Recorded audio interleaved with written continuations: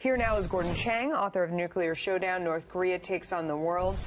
Gordon, when you look at the sanctions that they just talked about today, one individual, 13 entities, 20 vessels, as the U.S. continues to take action to disrupt North Korea's illicit funding of its unlawful nuclear ballistic missile program. What do you make of that? What's different about going after these individuals? What's important here is that the Treasury Department is actually starting to implement President Trump's September 21 executive order, which is sweeping.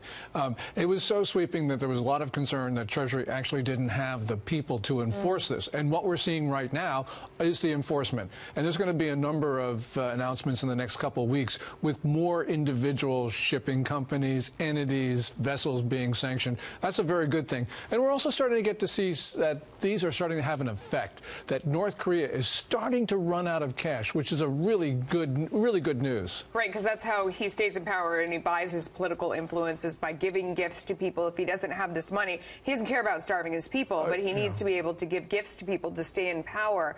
I think what's interesting about this, and correct me if I'm wrong, is it's not sanctioning people who are doing business with North Korea, but going after people who are doing business with people who are doing business with North Korea, which is necessary because it's that 1 degree of separation or removal that has allowed them to continue to operate. Yes, what's really important is to go through the chains. There are a number of chains that North Korea has established where they get goods, they do all sorts of things, and some of these now are involved in China, and we saw that with Chinese individual and Chinese entities being sanctioned.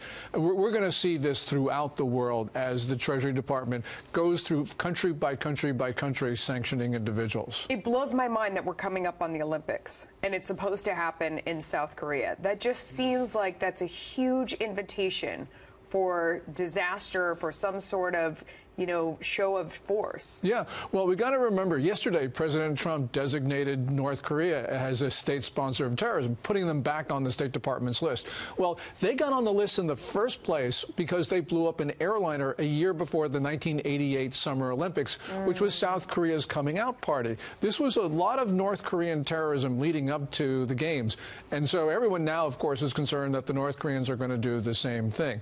Now, sure, South Korea, the United States, really vigilant, but nonetheless, the North Koreans can use violence to upset status quos that they don't like, and they don't like this particular situation right now. What do you think happens with this?